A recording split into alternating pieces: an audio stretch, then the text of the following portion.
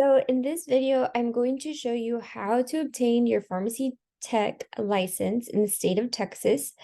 Um, as of right now, there has been a lot of changes with the application process and also about how much like pharmacy technicians get paid. So for Texas, depending on what particular city you do live in, it's about 20 to 22. If you live in Dallas, Fort Worth, some of the major cities, I know the lowest pay that I have seen has been $15 an hour. Again, as I stated in my previous video, this is something that helped me throughout nursing school, and going through the program and actually having a flexible schedule whenever I was in school. But it's also, I know that a lot of my friends worked as a full-time job and are currently still working. Some are even having online positions. So some of the questions that I've had, like, okay, how do you work from home as a pharmacy technician? So there's a lot of different ways that you can work. I will show that in a separate video with Walgreens that I'm going to create. But in this video, I'm going to show you how to do the application process. Okay, so I'm going to share this particular link to the down below, because last time I think I was just asking you guys to Google it, but this is the exact link. So it's going to take you here, State Board of Pharmacy. So it says, what is a pharmacy technician? The board issues two types of pharmacy technician registration. So it's a pharmacy technician. So that is a person that has already taken their pharmacy test. And then you have your pharmacy technician trainee. So this is valid for 2 years.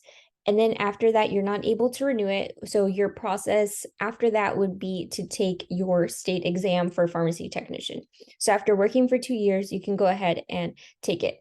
Again, this is a very good opportunity for students that have just graduated from high school or still in high school, or any student that is in college. It's really good to have in your resume, or even someone that just wants to change their career. So this is a really good opportunity. So you're going to go ahead and click on which technician application is right for me. Then if you have never registered before, you're going to go ahead and press no, and then press right over here where it says no on it. Then it's going to bring you to this page. So I want you guys to really pay attention. So it says you have to have one of the following. So either have a high school diploma, have a GED, and now it says this, something that has changed, which is really awesome, is to be working to achieve a high school diploma or equivalent or no more than 2 years. So this is really great for people that have not obtained their GED, people that have not obtained their high school diploma just yet. So if you're 17 there or younger than 18, you can have a waiver that your parents can sign. In some of these pharmacies, they will allow this. I know Walgreens does. I love Walgreens. Nothing against CVS. I work for CVS too, but I love Walgreens. And you can have a waiver where your parents can sign like that you're going to be working as a minor. But this is really great. Even if you haven't completed your GED or a high school diploma, you can still apply for this. So really, really awesome. You don't have to have a GED. You don't have to have your high school diploma, just like showing that you are working towards it.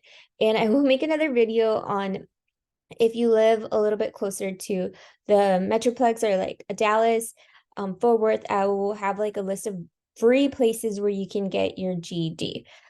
Okay, so going down to pharmacy technician trainee must be able to provide full legal name, mailing address, date of birth, and your social security. After that, so things that you cannot have is previously be registered with the pharmacy technician board. And then so during the first process of this particular application process, you're going to go ahead and create like an account for yourself. You're going to create that. You're going to put your full legal name, your mailing address, an email address where they can contact you, and your social security number.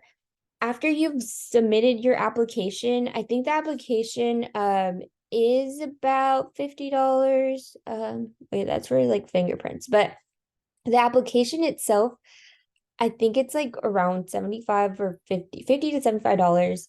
Um, and basically, well, after you apply, you're going to receive so step two, you're going to receive a process like card, or it's an email, and then you're gonna, so you can go ahead and click here for the fingerprint information. So this usually costs $50. I think mine cost around like 45. It really depends on which place you go, and it'll have like you can choose which location is closer to you to get fingerprints done in those particular places. You can't just register like, oh, I'm gonna get my fingerprint done at this place that my friend told me. Like, it has to be that particular place where they have, and then you can see which is closest to you. So after you're done with that, you can print out your registration certificate. You're going to go ahead and click there, and then you're just going to sign in and follow those instructions. So a lot of people in my previous video were saying that they had applied and that they had not heard anything back. So I actually ended up telling them to go ahead, and there's a number that you can call, or you can just send an email. I think email is a little bit better. I don't know why it's just really hard for them to answer phone sometimes. But I think it's just a lot of people, they're busy. But once you send that email, they'll respond really, really quickly. And now what is really awesome, it kind of shows like up here, it'll show once you sign in also on your application, it kind of shows you like, oh, this is where you're at, or hey, this is your progress from where you're at in this particular application process. So that is pretty much what you have to know. You're going to go ahead after you're done reviewing all of this. You're going ahead, apply, and you're going to, so if you're a new user, you're going to go ahead and click here. I'm not a new user, but I'm just going to show you guys. So this is a part you're going to go ahead and put your first name, middle name, if you have one, last name, email, contact information, all that good stuff. And you're going to hit next. From there, it's just going to ask you to like sign in, just information about yourself, like where do you live, where you're obtaining your GED or your high school diploma, or any of that information, and then your social security, and that's pretty much it. So whenever I had to do it, I actually had to do an essay. I said that in my previous video too. So like I said, they're really needing pharmacy technicians, and they're paying very well. So I really hope that you guys apply if you want to.